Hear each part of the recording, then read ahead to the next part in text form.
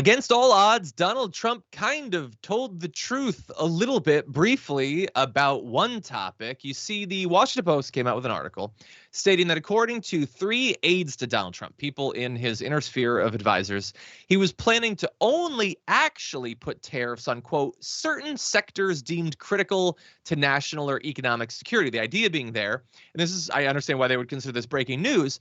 Oh, all of his bluster about I'm going to utterly wreck the U.S. economy with tariffs all over the place is not true.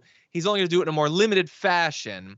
And he wanted to fact check that, which he often does in a way that's fake and false. In this case, it looks like he's being honest. So he says the story in the Washington Post, quoting so-called anonymous sources.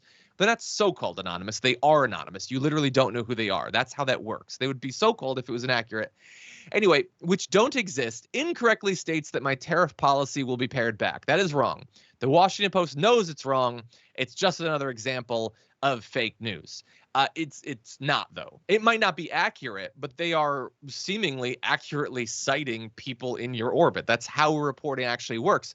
But the issue is that, no, he's not actually paring it back at all. He is going to go maybe even further than he promised on the campaign trail in pursuit of these tariffs, which, again, will be utterly devastating for the vast majority of the American population, particularly those who voted for him. So he apparently wants to expand his powers to unilaterally put tariffs down. The current power that the president has, which is already fairly expansive, isn't enough. So he is considering declaring a national economic emergency to provide legal justification for a large swath of universal tariffs on allies and adversaries. That's according to 4 sources. Sorry, so-called sources. Anyway, the declaration would allow Trump to construct a new tariff program by using the International Economic Emergency Powers Act, which unilaterally authorizes the president to manage imports during a national emergency. And this is not the first time that he's threatened to do this. So back in 2019, he threatened to use that same program to put a 5% tariff on all Mexican imports that would rise to 25% if they don't somehow wave a magic wand and cure all of the hemisphere's immigration issues. So now the baseline tariffs are going to be higher than that level. Massive tariffs on China too, 60 to 100%, 10 to 20% on all other countries. So he's going really, really wide. Now, what I love about this, Sharon, is the irony of it, that he's going to say, we're in a national economic emergency, and it's so dire that I need to put tariffs in place, which will cause an economic emergency here at the United States. So I like that. It's almost poetic from Trump in this case. What do you think? He's so dippy, but I just can't think, aren't there people around him who can't play it off anymore? You know, they can't just say, listen, Donald, if you do this, it's all on you.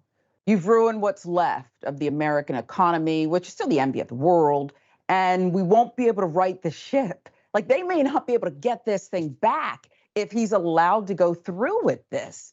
I just don't understand it.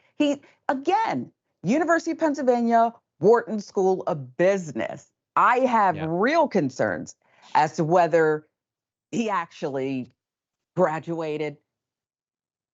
Was somebody else taking his place there? I don't know. But it's just, there's been reporting for a long time to that effect. Yes. I just don't understand how we are allowing him to do this bloviating with a straight face, and he'll do more of it. He'll have these press conferences where whenever it gets tough, you notice how he just insults the reporters to move on, as you said, to kind of fake the funk, pivot, get out of it. I just don't understand how we can keep going down this tariff hole.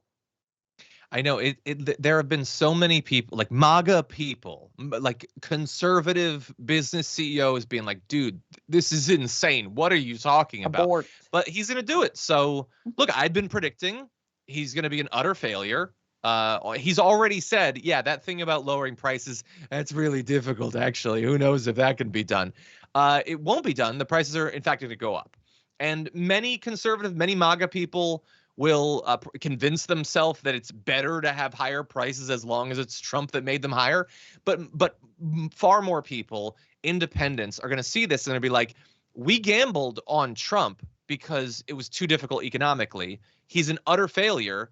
Get him the hell out of there. And they won't be able to do that for a little bit. But you know what they will be able to do as these tariffs are kicking in? send the Republicans out of the Senate, give it back to the Democrats. Mm-hmm. And then as we cruise towards the presidential election, they'll really be feeling the pain to the tune of, some analyses say, average families are going to be spending $2,600 more on the same products that they're buying right now. And okay, that's an interesting strategy there, Donald Trump. Let's see how it works out for him.